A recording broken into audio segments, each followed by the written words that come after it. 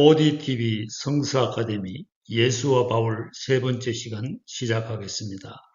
예수 그리스도께서 십자가에 죽으신 후에 드러난 바울의 행적을 살펴보도록 하겠습니다. 바울 서신에 근거한 믿음, 은혜로 구원받는 기독교의 핵심 교리는 예수님의 가르침과 일치하는 것일까? 이 질문에 대해서 지난 시간에 예수님께서 육신의 몸을 입고서 활동하던 당시에 예수님의 일거수일투족을 감시하여야 하였던 바리새인으로서의 바울의 행적을 추적하여 보았습니다. 오늘 강의에서 바울은 예수님의 모든 것, 예수님의 말씀, 가르침의 행적을 확실하게 파악하고 있다는 증거를 찾는 데에 초점을 맞추겠습니다. 복음서와 바울 서신을 토대로 그리고 로마 총독 가날하의 사법 제도와 유대교 사법 시스템인 사내들인을 근거로 살펴보도록 하겠습니다. 오늘 강의를 통하여서 예수와 바울의 논쟁에 대한 새로운 안목이 열려지기를 기대해 봅니다. 먼저 매우 열정적으로 활동하였던 바리새인이었음을 고백하였던 바울이 십자가 사건 후 초대 교회와 관련하여 어떤 활동을 하였는지에 초점을 맞추어 예수와 바울의 논쟁을 이어나가도록 하겠습니다. 바울은 이 당시에 어떤 활동을 하였을까? 예수님께서 십자가에 달려 죽으시고 부활한 후 바울이 당시에 자신이 어떤 활동을 하였는지를 고백해주는 구절이 있습니다. 갈라디아서 1장 13절 말씀입니다. 이 구절에 의하면 바울은 교회를 핍박한 바리새인이었습니다. 갈라디아서 1장 13절 내가 이전에 유대교에 있을 때 행한 일을 너희가 들었거니와 하나님의 교회를 심히 박해하여 멸하고, 이 구절에서 바울은 하나님의 교회를 멸하게 할 정도로 심히 박해하였다고 말하고 있습니다. 교회를 핍박하고 박해하였다는 고백은 빌립보서 3장 6절에도 나타나고 있습니다. 열심으로는 교회를 박해하고, 바울이 교회를 핍박한 이유가 무엇이었을까요? 첫 번째 이유는 그리스도인들이 구약의 율법을 어긴다고 생각하였기에 유대교를 정화하기 위하여 바울이 교회를 핍박한 것으로 나타납니다. 신명기서 21장 23절 그 시체를 나무 위에 밤새도록 두지 말고 그날에 장사하여 내 하나님 야훼께서 내게 기업으로 주시는 땅을 더럽히지 말라. 나무에 달린 자는 하나님께 저주를 받았음이니라. 신명기 21장 23절에 의하면 저주받은 자를 메시아로 보는 것은 율법에 정면적으로 배치되는 것이었습니다. 두 번째 이유는 초대 교회가 유대교 성전 제사를 무시하였는데 이것은 바울에게 명백한 하나님에 대한 도전으로 보였습니다. 지난번에 살펴보았듯이 유대교의 양대 기둥이 성전 제사와 율법 준수였는데 성전 제사와 율법 준수에 대한 무시는 유대교의 근간을 흔드는 행위로 인식되기에 충분하였습니다. 앞에서 살펴본 두 가지 이유로 정통을 자처하는 유대교인들의 눈에 예루살렘 교회는 이단적인 경향이 강한 유대교의 한 분파로 보였습니다. 그래서 바울은 십자가에 죽으신 예수님을 하나님의 선민인 이스라엘 백성들이 주로 고백하는 것은 하나님을 욕되게 하는 것이라고 보았고, 그러한 자들을 처형하는 것이 하나님을 가장 잘 섬기는 일로 보았습니다. 이스라엘 백성들이 이러한 일을 하는 것은 선민 이스라엘의 하나됨을 침해하는 일로 본 것이었습니다. 그러한 배교자들 때문에 하나님의 진노가 임하게 될 것이므로 그것을 막는 방법은 배교자들을 미리 제거하는 것밖에 없다고 판단하였습니다. 그래서 더욱 열심을 내서 교회를 핍박하였습니다. 어떤 유대인들보다 더욱 열심으로 하나님을 섬기기 원하였던 바울은 초대교회 교인들을 이단자로 색출하여서 엄히 다스렸던 사람으로 자신을 나타내고 있습니다. 바울이 사용하는 문구를 살펴보시기 바랍니다. 바울은 교회를 핍박하는 자신의 모습을 말할 때 열성과 폭력을 합쳐서 교회를 박해하였다고 말하고 있습니다. 갈라디아서 1장 14절 내가 내 동족 중 여러 영갑자보다 유대교를 지나치게 믿어 내 조상의 전통에 대하여 더욱 열심히 있었으나 빌립보서 3장 6절 열심으로는 교회를 박해하고 예수님을 따르는 초대교회를 심히 핍박하고 박해하였다고 말하고 있는데 그 박해의 정도가 어느 정도였을까? 이 당시 바울이 얼마나 적극적으로 교회 핍박에 가담하고 있었는지를 나타내는 성경 구절이 있습니다. 사도행전 22장 4절 말씀입니다. 내가 이 도를 박해하여 사람을 죽이기까지 하고 남녀를 결박하여 옥에 넘겼노니 이 구절에 의하면 그는 예수님을 믿고 따르는 초대교회 교인들을 때리고 잡아다가 감옥에 집어넣고 죽이기까지 하였다고 합니다. 바울은 자신이 보기에 잘못된 일을 행하는 유대인의 피를 흘리게 함이 이스라엘의 죄를 속죄하는 속죄 제사로 이해하고 그렇게 하였던 것으로 이해됩니다. 이러한 바울의 행위는 하나님의 진노를 멈추게 했던 구약의 비느하스를 떠올립니다. 민수기 25장의 비느하스가 이방인 여인과 동침하는 남자를 죽임으로 하나님의 진노가 풀린 사건이 있었는데 이 사건을 노래한 시편 106편을 보면 바울이 교회를 박해할 때 죽이기까지 한 이유를 이해할 수 있습니다. 시편 106편 28절에서 3절 말씀을 보면 그들이 그 행위로 주를 경노하게 함으로써 재앙이 그들 중에 크게 유행하였도다. 그때에 비느하스가 일어서서 중재하니 이에 재앙이 그쳤도다. 바울은 자신의 종교적 신념에 따라 사람을 죽이기까지 하였다고 말하고 있습니다. 이러한 바울에 대한 평가가 필요해 보입니다.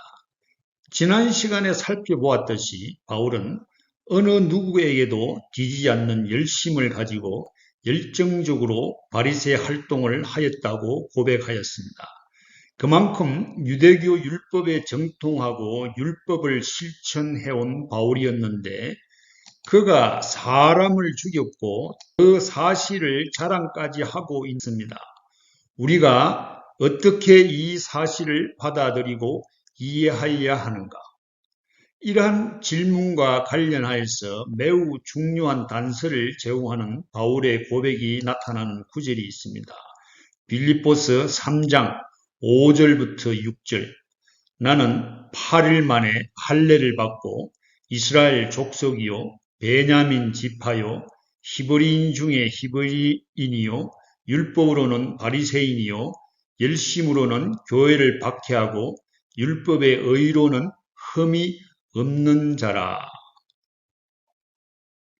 바울은 열심을 다하여 교회를 박해하는 과정에서 사람을 죽이기까지 하였습니다. 그런데 자신은 율법의 의로는 흠이 없는 자라고 말하고 있습니다. 여기서 우리는 율법의 의로는 흠이 없는 자라고 고백하고 있는 점에 주의를 기울여야 합니다. 왜냐하면 바울은 법이 없이 행동하는 무법자가 아니었습니다. 율법에 정통하고 율법을 가르치고 율법을 실천하는 삶을 어느 누구보다도 더 열정적으로 하였다고 자랑하는 바리새인이었기 때문입니다.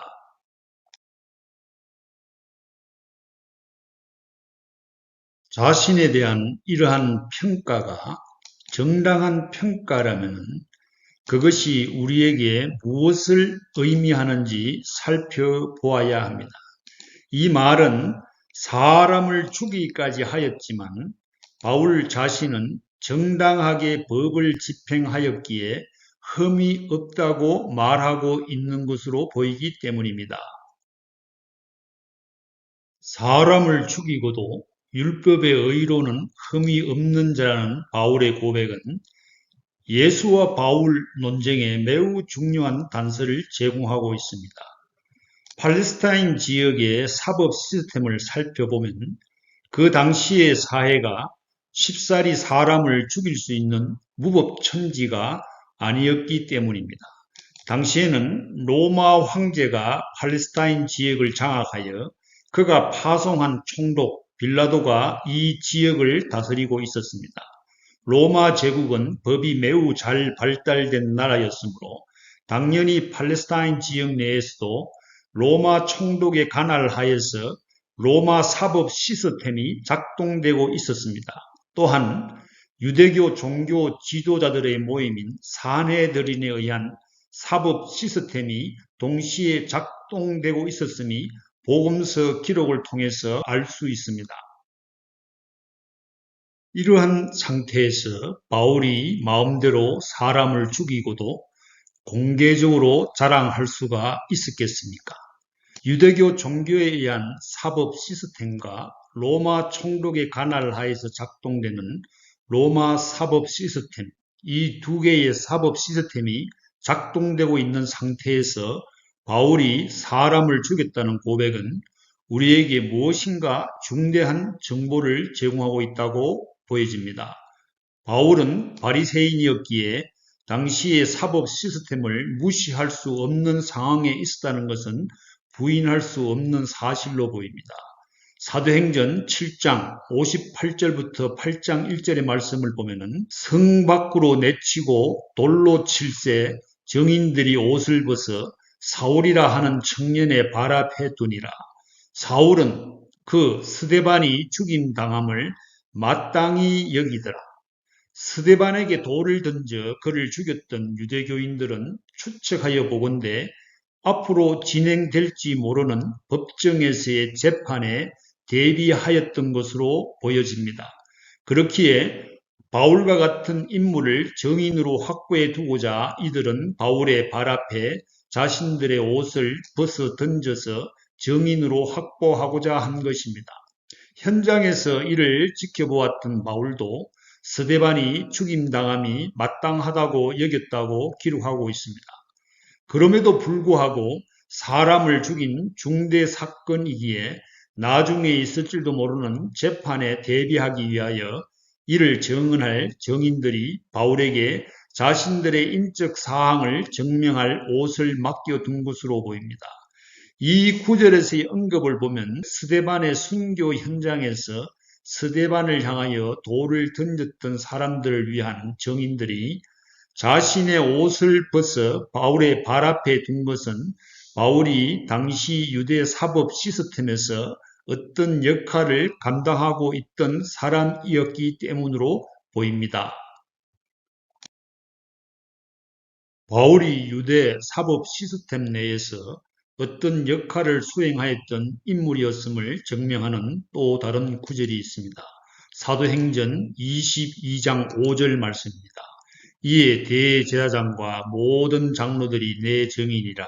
또 내가 그들에게서 다메섹 형제들에게 가는 공문을 받아가지고 거기 있는 자들도 결박하여 예루살렘으로 끌어다가 형벌받게 하려고 가더니, 바울이 다메섹으로 올라갈 때에 공문을 가지고 갔다고 하는데 그 공문을 발급하여 준 사람들은 대제사장과 장로들로서 산헤드린의 구성원으로 보입니다.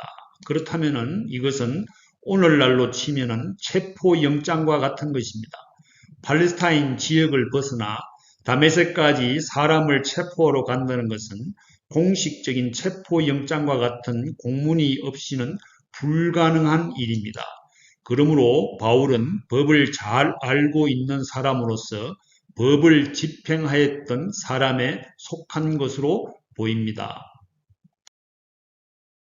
따라서 바울이 교회를 탄압하는 과정에서 사람을 죽였다고 자랑하는 것은 불법적인 행위에 의한 것이 아니라 법의 테두리에서 정당한 절차를 통하여서 죽였음을 말하고 있는 것입니다. 바울은 유대인으로서 예수를 믿는 초대 교인들이 유대 율법을 어겼고 그 불법의 정도가 사형에 해당할 만큼 중대한 범죄라고 여겼던 것이 분명합니다.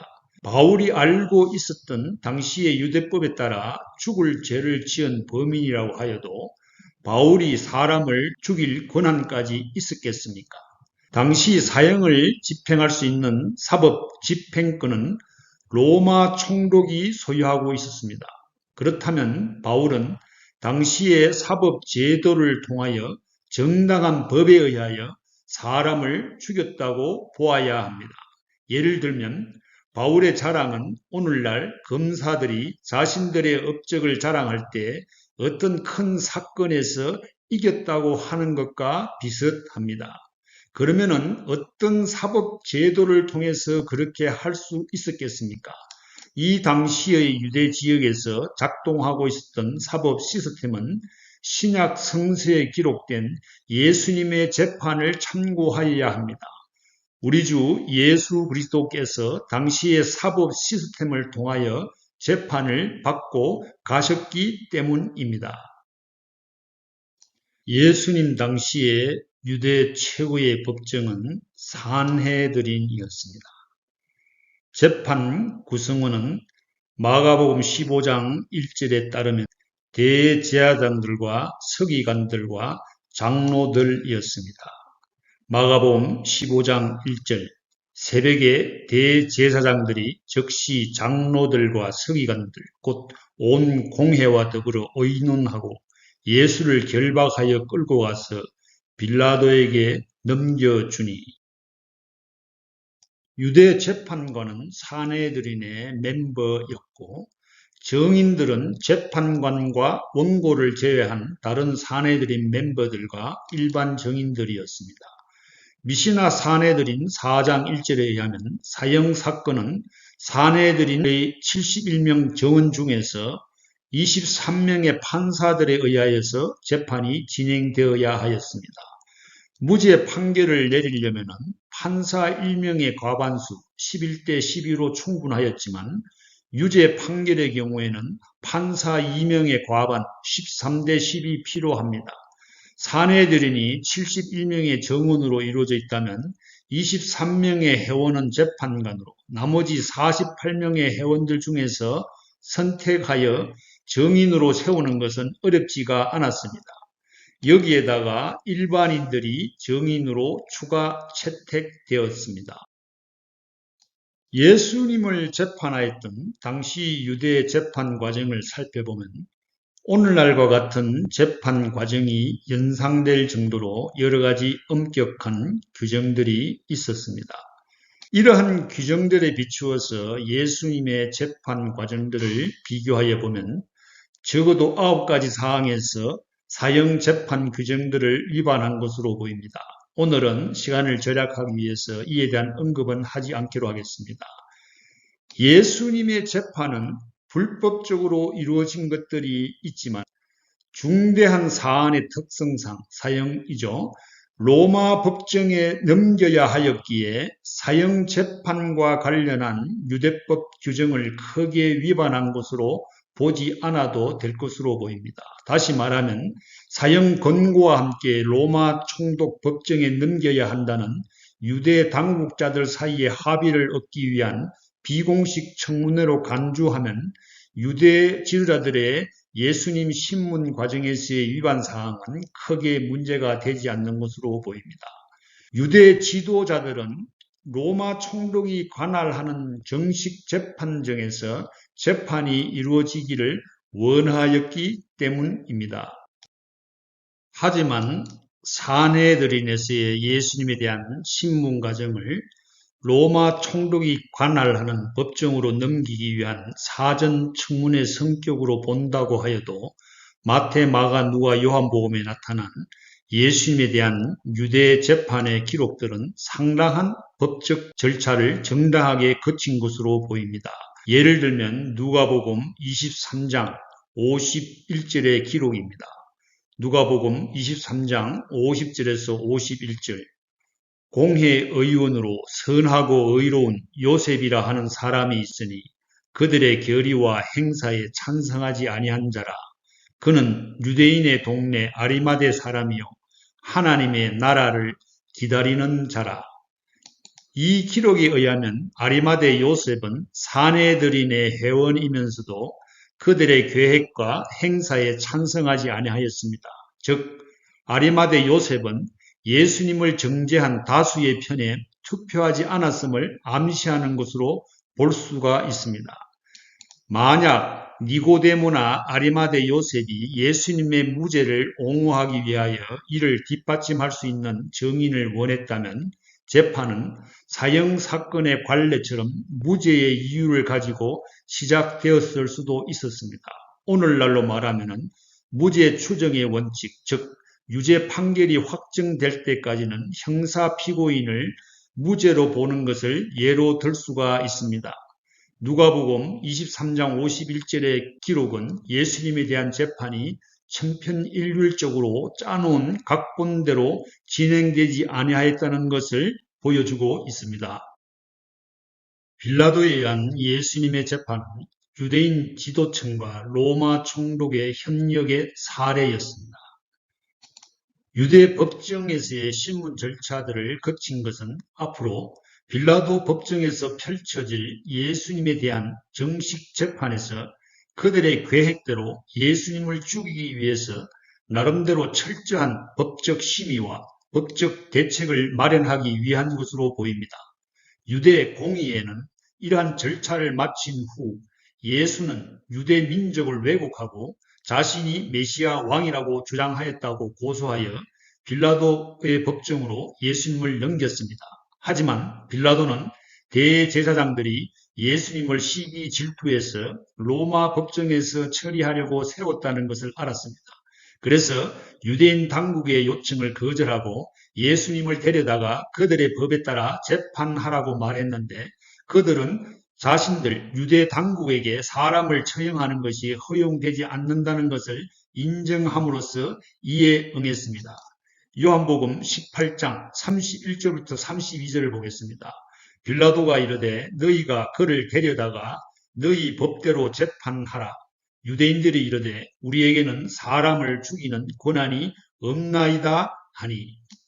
유대 당국과 로마 총독 사이에는 유연성은 있었지만 그렇다고 산헤드린에서 마음대로 집행할 수 없는 확고한 로마 사법 제도가 존재하고 있었습니다. 바울이 사람을 죽이기까지 하였다는 고백은 예수님의 재판 과정을 통하여서 볼 때 매우 중대한 사실을 발견하게 합니다. 사형 사건에 대해 산헤드린은 완전한 관할권이 없다는 사실입니다. 사형과 관련한 사법권 소지자는 로마 총독이었습니다. 산헤드린에서 판결을 내리더라도 로마 정부의 허가가 있어야 하고 집행은 로마 총독이 하였습니다. 당시 로마 통치 스타일을 보면은 로마 황제의 협조적인 속국에 대해서는 자치권을 부여하였습니다. 하지만 로마 제국에 저항하거나 독립을 하려는 그러한 속국에 대해서는 무자비한 징벌을 가하였는데 팔레스타인의 경우에는 자치권이 부여된 경우였습니다.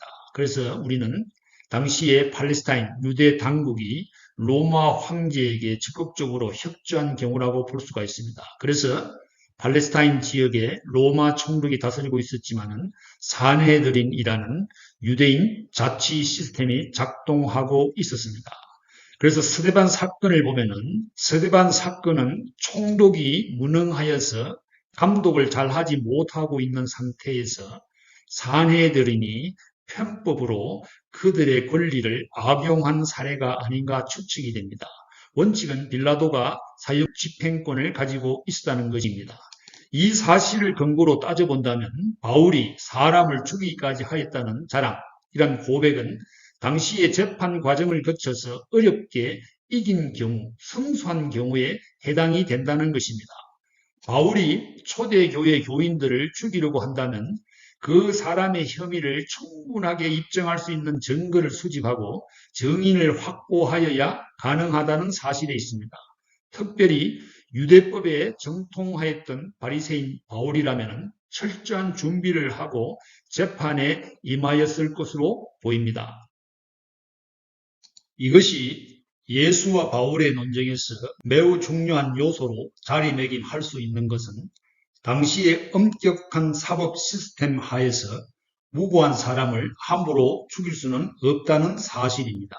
그런 시스템 내에서 바울이 사람을 죽였다고 한다면 그것은 바울이 법정 소송에서 성소하였다고 말하고 있는 것으로 보입니다. 그렇다고 한다면 바울은 법정에서 성소하기 위하여 예수님과 초대교회에 대한 모든 증거들을 다 수집하여야 할 것으로 보입니다. 그렇지만 예수님을 메시아로 이해하지 못하였기에 자신이 신봉하고 있는 유대교 율법의 잣대로 예수님을 주라고 믿고 따르는 사람들은 죽어 마땅하다고 판단하여 당시의 법정에 기소하였습니다. 그 결과 바울의 법정 승리로 판결이 났고 그래서 바울은 떳떳하게 사람을 죽인 사실을 자랑한 것으로 보입니다. 여기서 바울은 바리새인으로서 예수님과 그 제자들과는 절대적인 경쟁자, 라이벌 관계였다는 사실을 염두에 두어서 생각해 보면 바울은 예수님에 대한 모든 것들을 매우 자세하게 파악하고 있었다고 보아야 합니다. 예수님의 활동이 자신들의 바리새 운동의 가장 강력한 경쟁자로 여겼기 때문에 약점을 잡기 위해서 매우 자세하게 증거 자료로 수집하고 밀착 감시를 하였던 것으로 보입니다.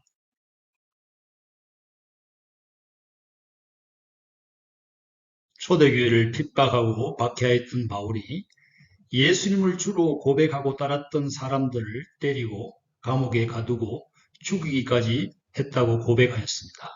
이 고백은 바울이 당시의 사법 시스템을 통하지 않고 독단적으로 했다는 것이 아니라는 것을 살펴보았습니다. 오늘 살펴본 내용들은 다음 시간에 전개될 부활하신 예수님을 만난 바울의 다메섹 체험을 통하여서 새로운 안목을 열어줄 것으로 기대합니다.